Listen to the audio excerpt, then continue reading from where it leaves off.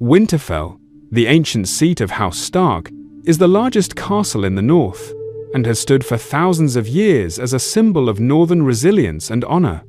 Built over natural hot springs, Winterfell's walls remain warm even in the harshest winters, with steam rising from the water that flows through its walls, keeping the castle habitable when snow buries the land. The castle's layout includes multiple courtyards, a godswood with an ancient weirwood tree, and crypts beneath the castle that house generations of Stark lords, each statue guarding the tombs with an iron sword across its lap. According to legend, if the swords are ever removed from the statue's laps, the spirits of the dead Starks will rise to defend Winterfell in its darkest hour, though this has never been tested in recorded history. The crypts themselves stretch deep into the earth, with the oldest sections becoming labyrinthine passages that even the Starks themselves have partially forgotten, containing secrets that date back to the Age of Heroes and the Long Night. Winterfell's strategic importance lies not only in its size but in its position as the shield that guards the realms of men from threats beyond the wall. The castle's double walls, with an outer wall 80 feet tall and an inner wall 100 feet tall, create a defensive barrier that has withstood countless sieges and attacks from wildlings, rival houses, and worse. During the War of the Five Kings, Winterfell changed hands multiple times,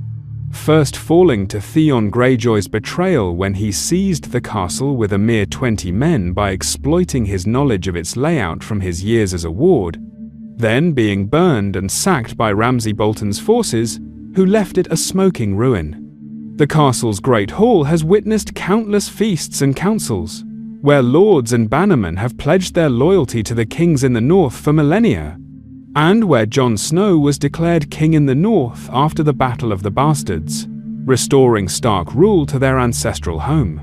The training yards where generations of Stark children learned swordplay, the glass gardens where rare plants are grown even in winter's depths, and the First Keep,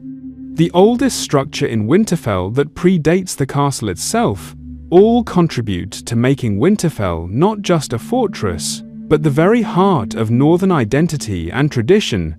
a place where the old ways are remembered and honored even as the world around it changes. The Red Keep, perched atop Aegon's high hill in King's Landing, is the seat of power for the Iron Throne and the most politically significant castle in all of Westeros. Constructed by Aegon the Conqueror after his conquest, the Red Keep is named for the red stone used in its construction, giving the massive fortress its distinctive crimson appearance that can be seen from miles away, particularly striking when the setting sun illuminates its walls, turning them blood red. The castle contains the Iron Throne itself, forged from the 1,000 swords of Aegon's defeated enemies and said to reject unworthy kings with its sharp edges, causing cuts and wounds to those who sit upon it unworthily, as several monarchs throughout history have discovered to their pain and peril. Within its walls lie the throne room, where the Master of Laws once held court, and kings dispensed justice or tyranny depending on their nature, the royal apartments where generations of Targaryens and later Baratheons and Lannisters have plotted and schemed, the small council chamber where the real power of the realm is often decided by advisors and manipulators, and Maegor's Holdfast, a fortified keep within the keep designed by the cruel King Maegor the Cruel as a final refuge, built so strong that it could withstand a siege even if the rest of the Red Keep fell. The Red Keep also houses secret passages built into its very foundation, allowing for clandestine movements and escape routes known only to a select few throughout history, including Varys the Spider, who used these tunnels extensively for his spy network. Trapdoors hidden behind tapestries, secret corridors concealed within walls, and tunnels that snake through the castle's bowels and even extend down to the shores of Blackwater Bay have been used by everyone from Hands of the King to spies and assassins seeking to influence the Game of Thrones. The castle's dungeons, known as the Black Cells, are infamous for their complete darkness and the screams of prisoners who disappear into their lightless depths never to return, with some cells so deep and dark that prisoners lose all sense of time and slowly descend into madness. Maegor ordered all the builders who worked on the Red Keep killed to preserve its secrets, ensuring that the full extent of its hidden passages would never be completely known. And rumors persist that even more secret rooms and tunnels remain undiscovered in the castle's depths. The Red Keep has witnessed some of the most pivotal moments in Westerosi history. From Robert's Rebellion, when Jaime Lannister earned his Kingslayer title by murdering the Mad King Eyrie in the throne room, to the destruction of the Great Sept of Baelor visible from its walls when Cersei Lannister eliminated all her enemies in one devastating explosion, to Daenerys Targaryen's assault on the city that saw the Red Keep partially destroyed by dragonfire. The castle stands as both the ultimate prize in the Game of Thrones, the seat of power that every ambitious lord and lady schemes to control, and simultaneously the cage that traps those who sit upon the Iron Throne, turning them into prisoners of their own ambition and the weight of ruling 7 kingdoms. Casterly Rock, the ancestral home of House Lannister, is a massive fortress carved into a rocky promontory overlooking the Sunset Sea, symbolizing the wealth and power of the richest family in Westeros, and standing as a monument to Lannister pride and ambition. The castle's strategic position provides natural defenses on 3 sides, with the sea protecting it from naval assault while its impressive walls and towers guard the landward approach, making it one of the most defensible positions in the 7 kingdoms even without considering the wealth that could hire vast armies for its protection. Beneath Casterly Rock lie the gold mines that made House Lannister legendary for their wealth, creating the saying that a Lannister always pays his debts because they always have the gold to do so.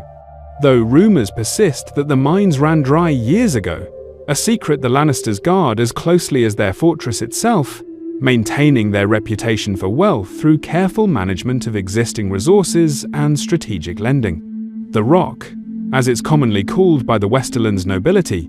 contains vast halls and galleries decorated with the finest tapestries depicting Lannister victories throughout history, and treasures accumulated over centuries of Lannister rule, including golden ornaments, jeweled weapons, and priceless works of art from across the known world. Its chambers include the Stone Garden, a courtyard where the Lords of Casterly Rock have held court since the Age of Heroes, dispensing justice and receiving fealty from their bannermen, and the Hall of Heroes, where golden statues of legendary Lannister ancestors stand in eternal vigil, their gilded faces watching over all who enter with expressions of pride and judgment. The Lion's Mouth, the main entrance to the castle, is carved to resemble a roaring lion's head, through which all visitors must pass as if being swallowed by the sigil of House Lannister itself, a symbolic gesture that reinforces Lannister dominance over all who enter their domain. Tywin Lannister once served as Hand of the King from these halls, leaving his son Tyrion to serve as Castellan. And it was Tyrion who proved his strategic genius by designing improved sewers and defensive systems for the castle. Though he could not have known, these same sewers would later serve as the castle's greatest vulnerability, when Daenerys Targaryen's forces infiltrated through them with the help of Tyrion's own knowledge, taking the seemingly impregnable fortress from within. The castle's name comes from Lann the Clever, the legendary trickster and founder of House Lannister, who, according to myth, swindled Casterly Rock from House Casterly through cunning rather than conquest, either by filling the castle with lions, causing the Casterlys to flee, or by sneaking in and making the inhabitants believe the rock was haunted,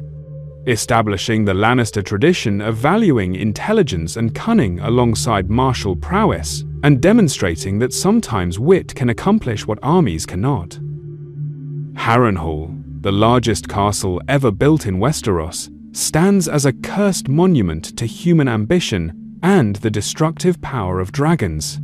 Constructed by Harren the Black over 40 years using forced labor and dark sorcery, the massive fortress was completed on the very day Aegon the Conqueror arrived in Westeros with his dragons.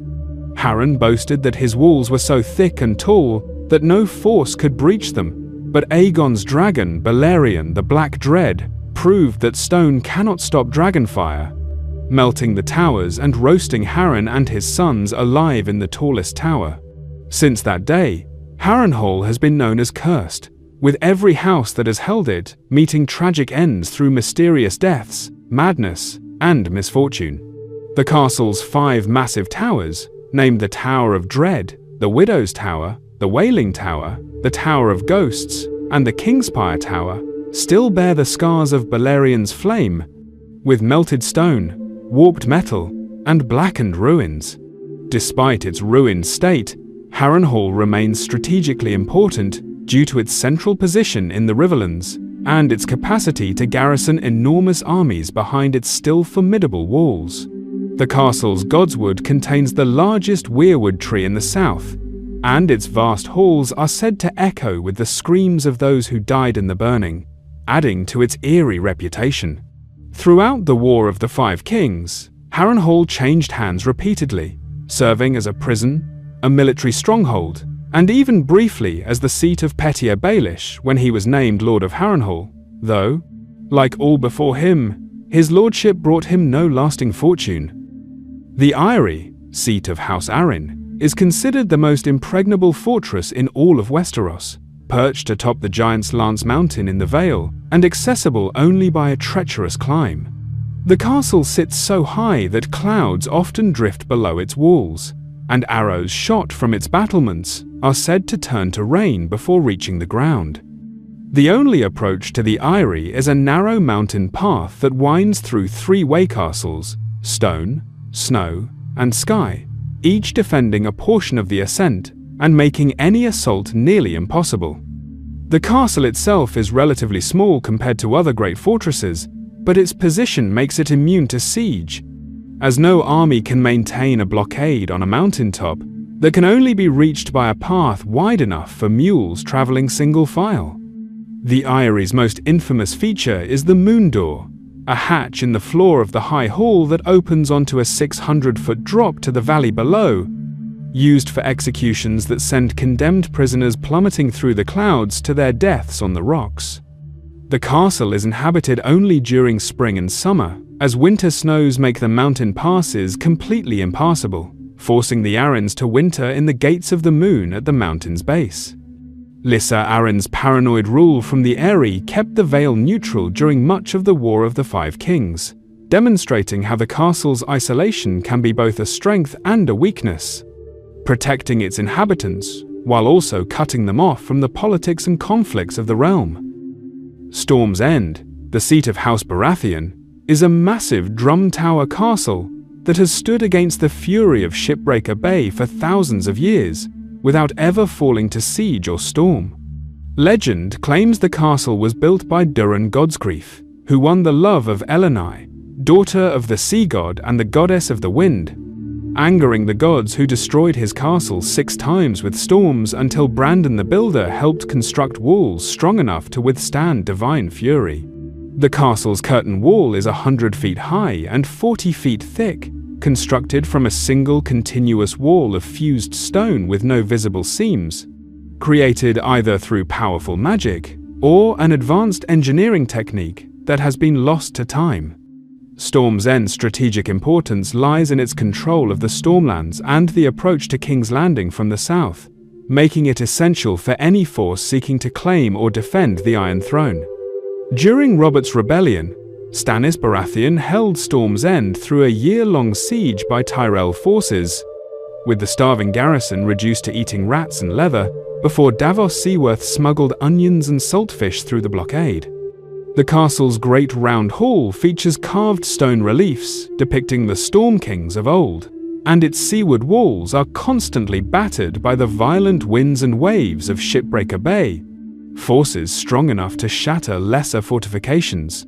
Renly Baratheon crowned himself king at Storm's End during the War of the Five Kings, using the castle's legendary reputation to lend weight to his claim, though his ambitions ended in the castle's shadowed passages when Melisandre's shadow demon assassinated him in his chambers. Highgarden, the seat of House Tyrell and the heart of the Reach, is renowned not for impregnable walls but for its beauty, wealth, and the fertile lands that surround it. Unlike the grim fortresses of the north or the battle-scarred castles of the Riverlands, Highgarden features 3 rings of white stone walls covered in climbing roses, with golden roses decorating its battlements and filling its gardens with color and fragrance. The castle sits atop a hill overlooking the Manda River, surrounded by fields, orchards, and vineyards that make the Reach the breadbasket of Westeros, and House Tyrell, the second wealthiest family after the Lannisters. Highgarden's interior contains extensive gardens, hedge mazes, and fountains, with tournaments and feasts held regularly to display the Tyrell's wealth and cultured sophistication. The castle's defenses, while less imposing than other great fortresses, are nonetheless formidable, with its triple walls and the thousands of knights and soldiers the fertile Reach can muster to its defense. During the War of the Five Kings, Highgarden's grain and resources proved crucial to various alliances, demonstrating that economic power can be as important as military strength in the Game of Thrones. The castle's proximity to Old Town, the Citadel, and the major trade routes of Westeros makes it not only beautiful, but also strategically positioned for commerce and information gathering. Highgarden fell to Jaime Lannister's forces through cunning rather than siege, with the Tyrell army lured away to Casterly Rock while the real attack targeted their undefended home. Dragonstone, the ancient seat of House Targaryen in Westeros, is a dark fortress built entirely of black stone carved into the shapes of dragons, with dragon-shaped gargoyles and towers twisting like worms frozen in stone. Located on an island at the entrance to Blackwater Bay, Dragonstone served as the westernmost outpost of the Valyrian freehold before the Doom, and when Daenerys the Dreamer foresaw the cataclysm, the Targaryens fled to this fortress, becoming the only dragonlords to survive. The castle's architecture reflects Valyrian mastery of stone shaping, whether through magic or advanced lost techniques, with dragon sculptures forming walls, towers, and fortifications that create an intimidating silhouette visible to all ships entering Blackwater Bay. Dragonstone's strategic importance comes from its position controlling sea access to King's Landing, as well as its deposits of dragonglass beneath the island, the volcanic glass capable of killing White Walkers, and vital in the war against the dead. The castle contains the Chamber of the Painted Table, a massive wooden map of Westeros with inlaid stones marking castles and cities, where Aegon the Conqueror planned his invasion and where Stannis Baratheon later plotted his campaigns.